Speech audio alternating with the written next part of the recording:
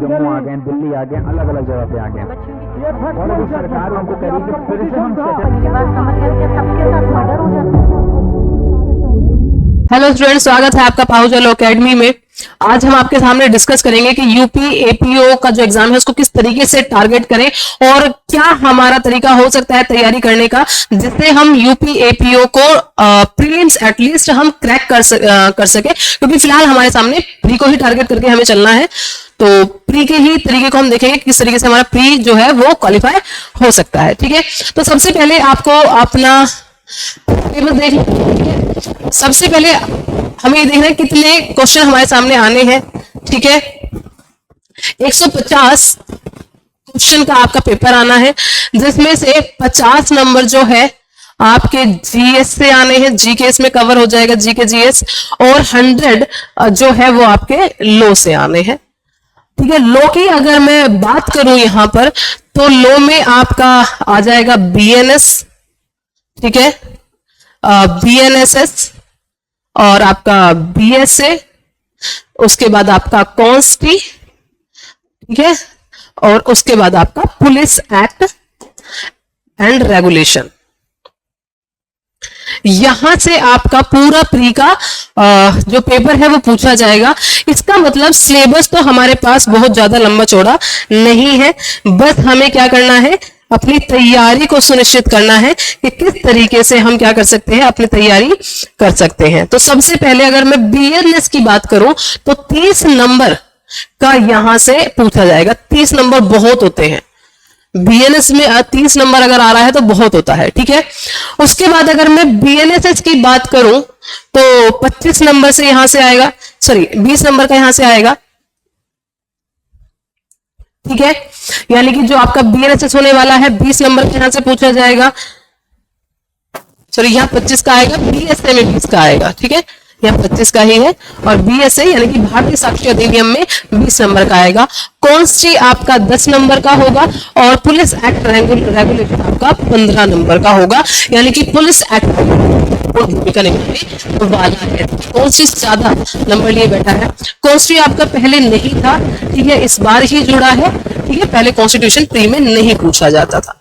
तो टोटल आपके 100 मार्क्स में से आएगा, यानी कि कोई भी ऐसा लो में तो है नहीं कि आप किसी को भी अनदेखी कर सको। सारे ही सब्जेक्ट आपको बहुत अच्छे से करने पड़ेंगे, एक एक नंबर की, क्योंकि कहते हैं वह फाइट होती है अगर आपको प्री को क्वालिफाई करना है। तो हर एक सब्जेक्ट को आपको बहुत अच्छे से और बहुत ही कॉन्सेप्चुअल बेस से लेकर चलना है।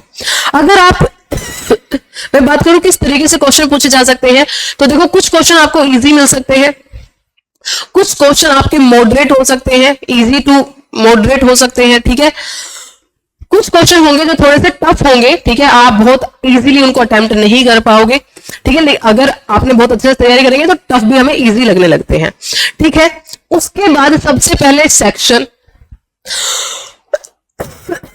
क्योंकि तीनों ही लोग नए हैं और सेक्शन पर बच्चों की कमांड नहीं है, तो सेक्शन, और याद रखिएगा जो पिछले एग्जाम हो रहे हैं जिनमें बीएनएस बीएसएस आ रहा है, इजी सेक्शन पूछे जा रहे हैं, बहुत ज्यादा अभी डीप में जाकर क्वेश्चन नहीं पूछे जा रहे हैं सेक्शन से, लेकिन एटलीस्ट आपको इंपॉर्टेंट सेक्शन तो पता हो, तो सेक्शन से आपके क्वेश्चन बनेंगे।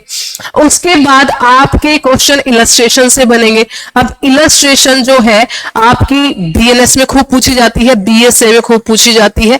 ठीक है, और बीएसएस में भी इलस्ट्रेशन आती है, तो इलस्ट्रेशन पर भी जो एटलीस्ट बीएनएस और बीएसए में दे रखी है वो सारी आपको अच्छे से करनी है। ठीक है, उसके बाद आप केस लो पर फोकस करोगे।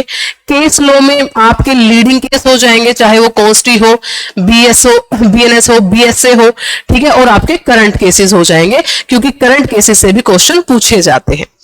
उसके बाद आपको थोड़ा सा जो एग्जाम्पल बेस आते हैं, ठीक है, वो क्वेश्चन पूछे जाएंगे, करेक्ट है, बी करेक्ट है, सी करेक्ट है। ठीक है, उसके बाद मैचिंग किसी भी तरीके से आ सकती है, सेक्शन की मैचिंग भी पूछी जा सकती है आपसे। ठीक है, केस लो की मैचिंग भी पूछी जा सकती है। तो ये चीजें आपको फोकस करके चलनी है, जहां आपको क्या करना है, टारगेट खुद को करना है। ठीक है, उसके बाद जीएस है, जीएस में भी आपका क्या आ रहा है, जैसे हिस्ट्री।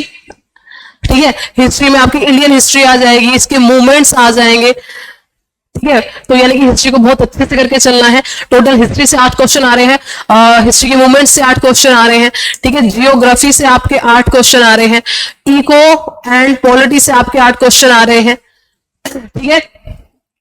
उसके बाद आप साइंस से आपके 8 क्वेश्चन आएंगे और बाद में करंट से आपके 10 क्वेश्चन आएंगे। तो 50 नंबर का आपका हो जाएगा जीएस, ठीक है। तो जीएस एक ऑलरेडी मैं आपके लिए वीडियो बना चुकी हूं कि जीएस को आपको कैसे कवर करके चलना है, तो आप वो देख लीजिएगा। बाकी लॉ के लिए मैंने आपको बता ही दिया है, ठीक है। पुलिस रेगुलेशन एक्ट को भी आपको बहुत अच्छे से करना है। 15 नंबर पूछे जाते हैं पर बहुत टफ नहीं आते हैं। ऊपर से ही आपसे पैरा पूछे जाएंगे, सेक्शन पूछे जाएंगे, अथॉरिटी के नाम पूछे जाएंगे, चैप्टर से एक ना एक क्वेश्चन यहां से उठ ही जाता है।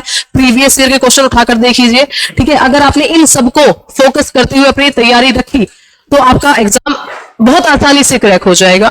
एक और बात याद रखिएगा, जब आप एमसीक्यू सॉल्व करें तो एमसीक्यू के साथ अपने बैरेक्ट को जरूर लेकर बैठे, क्योंकि बहुत सारे बच्चे क्या करते हैं, अच्छा हमने पढ़ तो लिया ही है कोचिंग में, ठीक है, ये हमने पढ़ तो रखी है, तो हम बैरेक्ट को क्यों देखें, हम तो सिर्फ एमसीक्यू सॉल्व करेंगे, ठीक है। प्रीवियस एमसीक्यू से पूछे जाते हैं, लेकिन जो नए क्वेश्चन या थोड़ा घुमा फिर आकर क्वेश्चन बनते हैं वो बैरेक्ट से बनते हैं। और बैरेक्ट से आपको तब क्लियर होगा जब आप एमसीक्यू से पहले एक बार बैरेक्ट को रीड करोगे। कोई भी टॉपिक लीजिए, वो रीड करिए, फिर आप उसके एमसीक्यू सॉल्व कीजिए। वहां अगर कोई एमसीक्यू आपको कंफ्यूज करेगा तो वापस से बैरेक्ट आपको क्लियर कर देगा। इस तरीके से बैरेक्ट पर भी आपकी मजबूत पकड़ बनेगी, और अगर बैरेक्ट से अलग क्वेश्चन उठते हैं, नए क्वेश्चन उठते हैं, तो उनको भी आप अच्छे से अटेम्प्ट कर पाओगे, ठीक है।